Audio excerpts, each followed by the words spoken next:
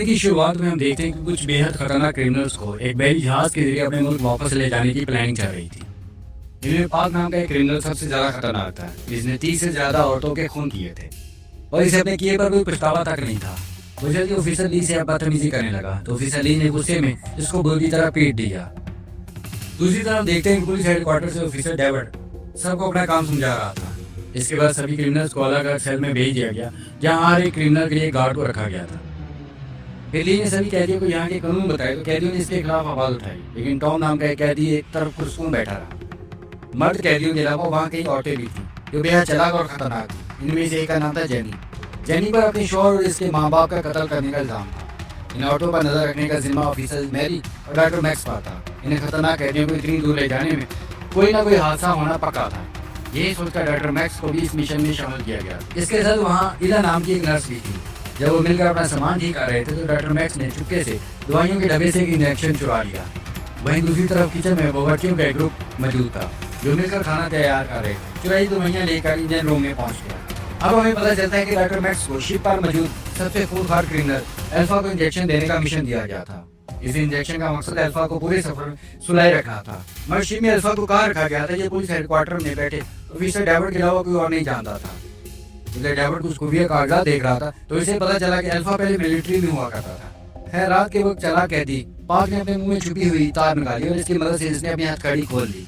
फिर इसने ये तार दूसरे कैदी को दी ताकि वो भी आजाद हो सके। फिर अचानक हमें पता चलता है कि किचन में मौजूद बावर्ची भी और नहीं बल्कि पार के ही साथी थे जो असल बावर्ची को जान से मार करने की जगह शिप में घुस आए थे।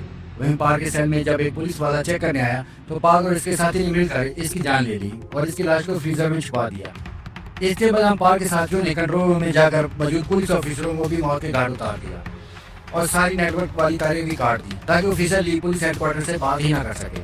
खैर जल्दी ऑफिसर ली शिप में होने वाली गड़बड़ के बारे में जान जाता है तो इसने अपनी टीम को जल्द से जल्द इकट्ठा किया जिसमें मैरी भी शामिल थी। लेकिन जब वो कंट्रोल रूम में पहुंचा तो पाक के गुंडों ने अचानक इन पर हमला कर दिया। जल्दी वहाँ जबरदस्त फायरिंग शुरू हो गई मगर ऑफिसर ली और मैरी ने मिलकर पाक के सभी गुंडों को खत्म कर दिया। अचानक मैरी को एक जख्मी ऑफिसर दिखा जो अपनी आखिरी सांसें गिन रहा था। मैरी ने इससे पूछा कि इमरजेंसी की सूरत में पुलिस हेडक्वार्टर तक खबर कैसे पहुंचा सकते। तो इस आदमी ने बताया कि इंजन रूम में ब्लू सैटेलाइट फोन का इस्तेमाल कर सकते। वहीं दूसरी तरफ हम देखेंगे पाक ने बाकी सभी क्रिमिनल्स को भी रिहा कर दिया था। मगर टॉम ने समझाया कि शिप को हाईजैक करने से कुछ नहीं होगा बल्कि इसकी गलती की वजह से सब के सब मुसीबत में पड़ जाएंगे। मगर पाक ने इसकी एक ना सुनी और सभी पुलिस वालों को मारकर शिप पर कब्जा करने का फैसला किया। अब हम देखते हैं कि डॉक्टर मैक्स ने खुद को नर्स इला के साथ ही कमरे में बंद कर लिया था क्योंकि वो पाक के हाथों मरना नहीं चाहता था। पाक जब इंजन रूम तक पहुंचा तो इसने जियान नाम के क्रिमिनल को पुलिस वालों की लाशें फ्रीजर में डालते हुए देखा। मगर वो ये नहीं जानते थे कि इंजन रूम की पाइप्स में लीकेज है जहाँ से होते हुए खून की बूंदें सीधा अल्फा के चेहरे पर गिरने लगी। अचानक इसकी आंख खुल गई और वो आजाद होने की कोशिश करने लगा। इधर ऑफिसर ली और इसकी टीम क्रिमिनल्स को पकड़ने के लिए इनके सेल तक पहुंची तो इनके होश ही उड़ गए क्योंकि इनके कई ऑफिसर मारे जा चुके थे और सभी क्रिमिनल्स भाग गए थे। ये समझ गया था कि पाक और इसके गुंडे इंजन रूम के सैटेलाइट फोन को तोड़ने की कोशिश करेंगे, इसलिए वो अपनी टीम के साथ जल्द इंजन रूम की तरफ भागा। वहाँ पाक इंजन रूम में जाकर सैटेलाइट फोन तोड़ने में लगा हुआ था। फिर इसने एक एक करके वहाँ के तमाम क्रू मेंबर्स की जान लेनी शुरू कर दी। जब वो आखिरी मेंबर्स को मारने ही वाला था तो ऑफिसर ली और इसकी टीम वहाँ पहुँच गई। इसके बाद वहाँ खतरनाक लड़ाई शुरू हो गई। वहीं दूसरी तरफ सबसे खूंखार क्रिमिनल अल्फा आजाद हो चुका था। वो भी इंजन रूम तक आ पहुंचा था। अल्फा अंधा था मगर उन चीज़ों की गर्मी से इन्हें महसूस कर सकता था। साथ ही इसकी सुनने की ताकत बहुत ज़्यादा तेज थी। वो आम इंसानों के मुकाबले में कहीं ज़्यादा ताकतवर और तेज था। जैसे ही पाक ने अल्फा को देखा तो इसने बचकर भागने की कोशिश की लेकिन अल्फा ने जल्दी से पकड़ लिया। फिर इसकी आंखों के सामने इसके गुंडों को मौत के घाट उतार दिया। फिर वो पाक की तरफ मुड़ा और एक ही झटके में इसका काम तमाम कर दिया। ये सब देखते ही बाकी बचे हुए लोग जल्दी से वहाँ से भाग निकले लेकिन इस तरह तो भाग नहीं सकते थे, इसलिए टॉम अल्फा का ध्यान भटकाने में लग गया ताकि बाकी सब भाग सके। आखिरकार वो सब एक छोटे से दरवाजे से बाहर निकले। उन्होंने अल्फा के आने से पहले दरवाजा बंद कर दिया और दूसरी तरफ पुलिस हेडक्वार्टर में ऑफिसर डेविड सैटेलाइट की तस्वीरों के जरिए पता लगाने की कोशिश कर रहा था कि आखिर शिप पर हो क्या रहा है। जब इसे पता चला कि सभी क्रिमिनल्स फरार हो गए तो इसके पैरों तले जमीन निकल गई। इसी वक्त इसे डायरेक्टर नाम के एक आदमी की कॉल आई जिसने इसे शिप पर होने वाले तमाम वाक़यात के बारे में सब कुछ बता दिया। अब हम देखते हैं कि इस अनजान आदमी के सीने पर एक अजीबोगरीब सा नंबर था और ऐसा ही नंबर अल्फा के जिस्म पर भी था। इधर शिप पर बचे दो क्रू मेंबर्स लाइफ बोट की मदद से जान बचाकर भागने की कोशिश कर रहे थे लेकिन अचानक अल्फा वहां आ गया। इसने इन दोनों को बड़ी बेरहमी से मार डाला। इधर नर्स इला ये सब खिड़की से देख रही थी कि तभी अल्फा को इसकी भी बनने लग गई। इन्हें इला का भी गला घोंट दिया। जब डॉक्टर मैक्स ने देखा तो डर के मारे कैबिन से बाहर निकला। यहीं से ऑफिसर ली और इसके कुछ साथी मिले। जब ऑफिसर ली ने इसे धमकाया तो डॉक्टर मैक्स ने कबूल कर लिया इस अल्फा को नींद के इंजेक्शन देने के पैसे मिले थे, लेकिन वो ये बिल्कुल नहीं जानता था कि अल्फा जाग कैसे गया। फिर ऑफिसर ली ने मैरी और बाकी को किसी महफूज जगह पर छुपने को कहा, खुद बचे हुए लोगों को ढूंढने निकल पड़ा।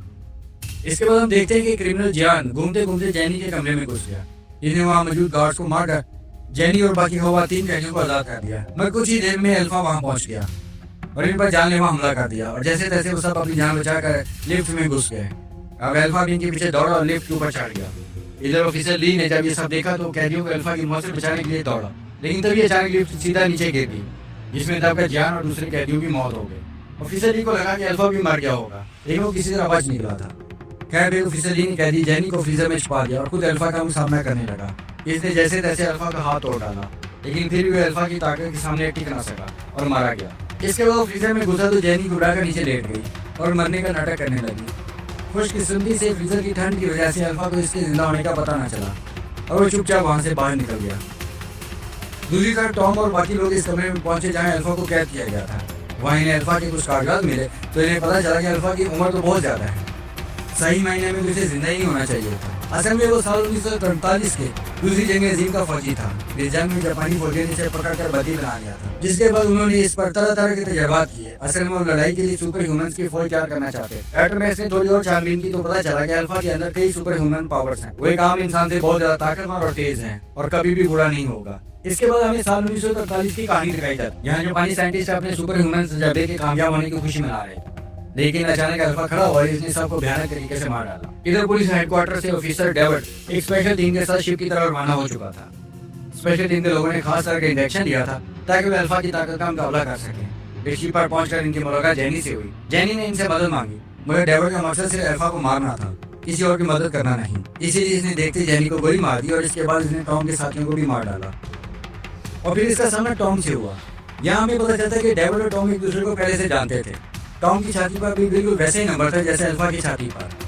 फिर हमें यह भी पता चलता है कि कई साल पहले डेविड के ग्रुप ने बहुत सारे लोगों को अगवा कर इन पर जबरदस्ती एक्सपेरिमेंट किए थे, लेकिन इनके एक्सपेरिमेंट कामयाब नहीं हुए थे। इनमें से सिर्फ एक इंसान जिंदा बच गया था और वो था टॉम। इसका मतलब ये था कि इसके ऊपर किया हुआ एक्सपेरिमेंट कामयाब रहा, लेकिन वो डेविड के चुंगल से बच निकला और एक नई जिंदगी की शुरुआत की। कुछ वक्त बाद इसने शादी की और एक बहुत प्यारा सा बेटा पैदा हुआ। लेकिन जल्दी डेविड को भनक लग गई कि टॉम जिंदा है और कुत्तों की तरह टॉम के पीछे पड़ गया। एक दिन इसके घर में घुसा, इसकी बीवी और इसके बेटे को जान से मार डाला। इस वाक़े से टॉम को इतना गहरा सदमा लगा कि वो अपना बेस बदलकर क्रिमिनल बन गया ताकि वो भी मौका मिलते ही डेविड से बदला ले सके। खैर तभी अचानक अल्फा ने वहां आकर डेविड पर हमला कर दिया। डेविड ने खास इंजेक्शन लिया ताकि इसकी ताकत बढ़ सके और वो अल्फा का मुकाबला कर सके। जल्द इसने अल्फा को मार दिया और टॉम के सामने गया। डेविड ने टॉम को हंसते हुए याद दिलाया कि कैसे इसने टॉम के नन्हे बच्चे को मार दिया। तब टॉम ने गुस्से में डेविड पर हमला करके इसे समुद्र में फेंक दिया और खुद भी साथ ही कूद गया। अगले दिन हम डायरेक्टर नाम के एक आदमी को देखते हैं जो एक आइलैंड पर वही पुराने डेविड के एक्सपेरिमेंट चला रहा था। फिर वहाँ एक बच्चे को दिखाया जाता है जो कोई और नहीं बल्कि टॉम का ही बेटा। असल में डेविड ने टॉम के बेटे को मारा नहीं था, क्योंकि इसके अंदर भी टॉम की तरह सुपर पावर्स थी। वो तो बच्चे को उठाकर डायरेक्टर के पास ले आया था। तब ये खुलासा होता है कि डायरेक्टर भी इसी 1943 वाले जापानी एक्सपेरिमेंट का हिस्सा था, जिसमें अल्फा और डायरेक्टर दोनों को सुपर ह्यूमन पावर्स मिल गई थी। अब डायरेक्टर का मकसद है ऐसे ही एक्सपेरिमेंट करके बच्चों को सुपर ह्यूमंस बनाकर एक नई दुनिया को जन्म देना। दूसरी तरफ टॉम समुद्र में कूदने के बाद बचकर किनारे तक आ पहुंचा था। अब वो इस खुफिया ऑर्गेनाइजेशन से अपने खानदान की मौत का बदला लेने के लिए पूरी तरह तैयार है। इसके साथ ये हमारी आज की मूवी खत्म हो जाती है। अगर वीडियो पसंद आई हो तो लाइक और चैनल को सब्सक्राइब लाजमी करें। मिलते हैं अगली वीडियोस में।